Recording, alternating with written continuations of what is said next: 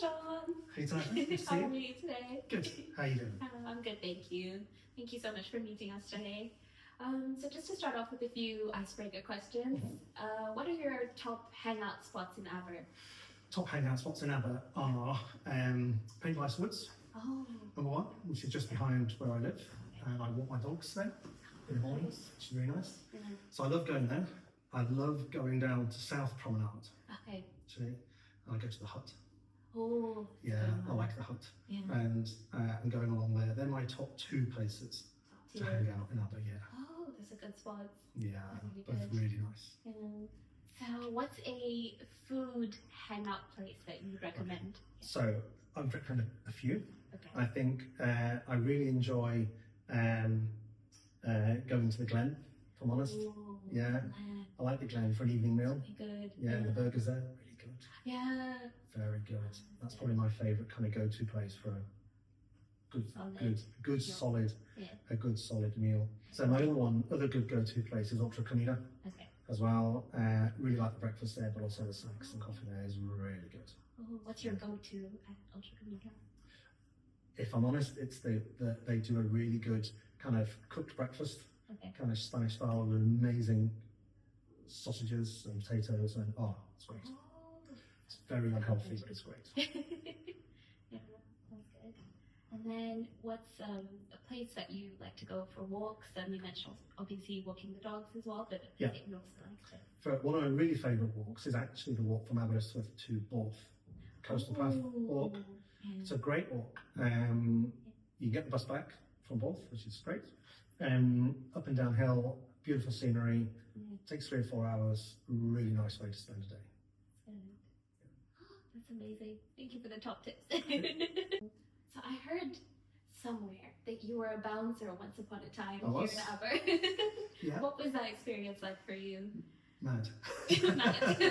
I was. It's a long time ago. Yeah. I did work as a bouncer. I was at Peer Pressure, Okay. which still was going on. Ah, Yeah. And so I used to work there, amongst other things as well. Yeah. And that was a very strange job. I didn't last long Okay. because I didn't enjoy it, actually, okay. in that regards. And it was, it was very, very, very late nights, but you're often dealing with people when they've had quite a bit to drink. Yeah, can And imagine. it was a bit challenging, but it was interesting, and I'm glad I did it. Thank you for sharing Yeah, that. that's great. Yeah. Oh, that's good. So we can just jump right into the questions, just Okay. the 2 questions. Yeah. So the first thing is, what do you think are the top well-being issues that students are facing at the moment? I think there's a lot, and I think some of it depends on individuals as well. So not everybody feels the same. Yeah. I think that's important to say. Yeah. I think things affect different people in different ways. I think there are some general ones that probably affect a lot of people. Yeah. You know, particularly given the kind of university we are, where people live away from home. Yeah. Most people that come to Aberystwyth are not local and therefore live away from home, Yeah. and most of those are for the first time. Yeah. And I think moving away from home for the first time, being independent and putting in with a whole load of people you don't really know is difficult and stressful. And I think that can, and we see that, we do see that early on where that can impact people, and that sense of initially loneliness, which I think is a very common feeling, perfectly normal feeling, if I'm honest, and people often stress about feeling lonely, but actually it's normal. Yeah. And so I think there's definitely that as an issue that we try and help with, and I think that's why the community is so important in Aber in order to be able to deal with that. I think there are general issues then around, I think, sense of belonging, which is linked to that whole movement, and how do I belong in a community? Which communities do I belong to, want to be part of? And so you get rid of that isolation feeling. And so I think these can really weigh on people sometimes, and again, that's normal. And I don't think just for students, I think no matter what happens, you move to a new place, in a new environment, it's all different, and you've got to navigate that. And that's difficult, particularly if you're on your own. And that can weigh on people. And then you add in things like financial pressures, and that affects people in completely different ways. And then some people are able to work, some people can't work, Some people want to work but can't find the work. Yeah. And then that can add to a sense of, kind of frustration as well as an impact on one's mental health. I think, and then there's the general pressure of study and wanting to do well. And we put that pressure on ourselves, obviously, but that can come for different people in different ways. It could come from family, it could come from friends, it could just come from within. And then you're putting yourself on that pressure. And you add all these things up in different ways for different people. I think, that can add to a sense of kind of real challenges that face people from time to time, and they'll vary throughout the year. So, those seasons as well. Yeah, they do, and most people have survived the winter here now. And you kind of go through when it's dark, when it's raining. It's dark at 4 o'clock. And you're feeling low, and you're feeling lonely. That's going to be really tough. It's going to be really tough, and I think, and then dealing with that and having to be able to, okay, how do I get through that? And that feeling of isolation, working through when it's dark, and that's where building friends, community groups, getting involved is critical. Thank you for sharing that. I'm sure students really resonate with that, because belonging is a big thing, and that isolation as well. So what helped you find that deeper sense of belonging as when you were a student? So when I was a student, I was living in Aberg when I came here, so I was one of the few locals, I guess, but I wasn't that local. I'd only moved here a couple of years before. So I studied as a mature student, and I've been working. So I already had a little bit of a network in Aberg. And I had a job, a part-time job, and so on. So that really helped me, that network of people, which I also created through my university experience, and it changed. And so for me, that was really important. And actually, some of the people I met and were friends with early on, I am still friends with now. Oh, that's amazing. 35, a number of years later. And that's very special. And they still can't believe I'm back here, actually, but that's a different story. So I think that really helped me. And then I think for me, during my studies, I found it challenging. I didn't do well at school. I came from an unconventional background into education, and so it was tough. And I think I was working full time, I was working 5 nights a week, weekends, all the way into my final year as well, because I needed the money basically, and so it was very difficult for me. And so I used to I was into kind of martial arts, so Tai Chi, breathing exercises, meditation, which I still do now. And taking that time out to stop. And often I do that now. Still, and people often just stop. I know it's okay to stop. To stop. It's okay to stop. That really ties in perfectly with the next question, the last question. What are your top well-being tips for students, having been a student yourself and then going into being a VC?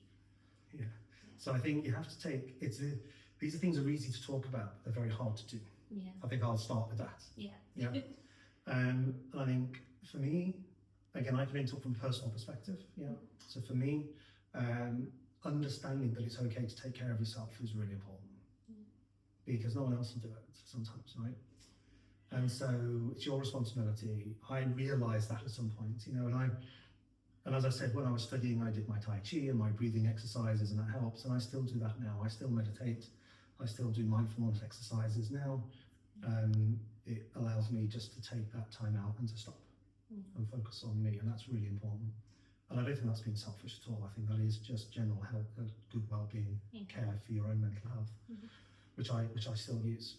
And that's allowed me to navigate over the years, and particularly now as a VC, which my job is busy, a little bit stressful sometimes, but actually taking that time out is key. And so that's number one. It's okay to take time out and find whatever it is for you. For me, it's meditation and mindfulness, which is really important. I think number two, it's okay to ask for help. It's really important. And that's actually probably the hardest thing, because you need to understand, you need to realize, have a moment of realization that you need help. And that's not easy. because sometimes people, and I felt like there's something, you know, I did seek help, and I've had, you know, professional counselling over the time, and that's really helped me. You know, and you just think, okay, you get to the point where you need, okay, I can't do this on my own, I actually need help. Yeah. And that could be counselling, it could be a friend, it could be a network, whatever. That's important, but that realisation that you need something. Yeah, so top tip for me is get, and it's hard to get to this point, but get to the point where you realise you need help. Yeah, if you can't do it on your own. And that leads to then number 3, which I think I still try and do, which is try and get a good network of people, good friends, you know, and I think that can support you, is important. And that's hard for some people as well. Yeah, making friends is difficult sometimes. And so, but I think that's important to some network, but also get involved in things. The great thing, one of the great things about here, many universities have this, but I think it's really good here, you know, is the clubs, societies, community activities that go on here. Yeah, there's a lot. There's a lot, you know, and that actually in itself can be a bit overwhelming, you know, and I would get that. But I think if people can look at that and go, okay, maybe there's something I can join, because you'll be with like-minded people that share a similar kind of interest, and that can be helpful. And again, that can really help, I think, for that kind of general well-being. And when I do kind of talks on open days, one of the things I talk about is the importance of taking time out from your academic studies. You know, I firmly believe that, you know, and whereas, yes, your academic studies, of course, are important, and of course, want to go, absolutely. But I firmly believe that you will succeed in those if you take time out and do other stuff as well. And getting that balance and maintaining that balance is really difficult as a student. And I found it very difficult in employment and employed life and working in my career. It's been very, very, very challenging. And if I'm honest, I've got it wrong sometimes. You know, and I think I'm happy to say I've got it wrong. Whereas I've worked too much and that balance has gone. And people may, you know, that may resonate with some people where they end up throwing themselves into work and you forget about your life. And your health suffers. You know, and then you end up in a hospital in the back of an ambulance thinking, okay, something went wrong here. And then you have to correct. And so, get that support, get that balance. Top tip. Don't work all the time. Enjoy life. Enjoy it. Those are powerful words of wisdom right there. Thank you so much, Jon. Well, that's it. Thank you for sharing your insights and your experience as well. You're welcome. Thank you for asking me. Thank you. Great. Have a good day.